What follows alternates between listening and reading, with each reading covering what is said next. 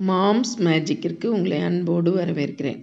இன்றைக்கி நம்ம நல்ல மணமான சாம்பார் பொடி எப்படி செய்கிறதுன்னு பார்க்கலாம்.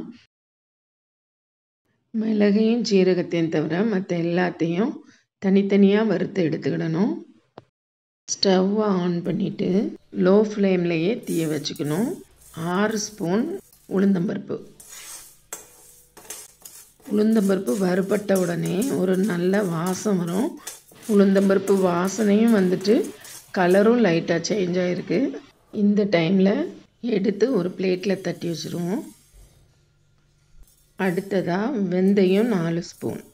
வெந்தயம் வறுபட்ட உடனே பொரிய ஆரம்பிக்கும். அந்த டைமில் இதை எடுத்துடணும்.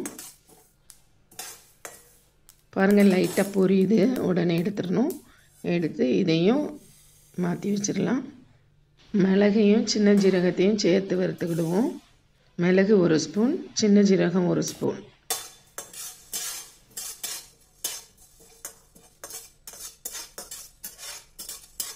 இதுவும் பொரிய ஆரம்பிக்கும். பொரிஞ்ச உடனே எடுத்து மாற்றிடணும்.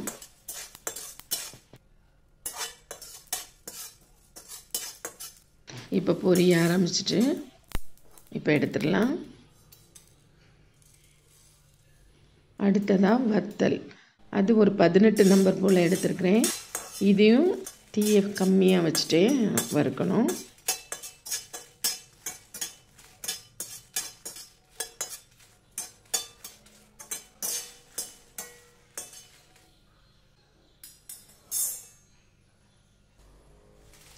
அடுத்ததாக 1 ஸ்பூன் மல்லி விதை. காய்கறி வேக வைக்கும்போது நம்ம மல்லித்தூள் சேர்த்து வேக வச்சுருக்கோம். அதனால் சாம்பார் பொடிக்கு 1 ஸ்பூன் மல்லி போதும்.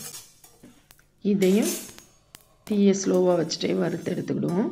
எல்லாம் வறுக்க வேண்டியதெல்லாம் வறுத்தாச்சு. இது கூட 2 டீஸ்பூன் பெருங்காயத்தூள் அதையும் சேர்த்து மிக்ஸ் பண்ணிக்கிடுவோம். இனிமேல் இது ஆறினோடனே மிக்சியில் அரைச்சிக்கிடணும்.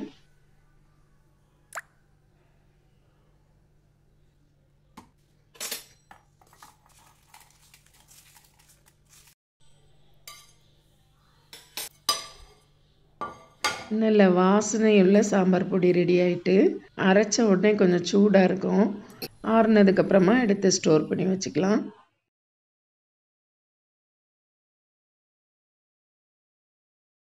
நல்ல மணமாக வாசனையாக இருக்கும். உங்களுக்கு இந்த சாம்பார் பொடி பிடிச்சிருந்துன்னா லைக் பண்ணுங்கள், ஷேர் பண்ணுங்கள், கமெண்ட் பண்ணுங்கள். மாம்ஸ் மேஜிக் சேனலை சப்ஸ்கிரைப் பண்ணுங்கள்.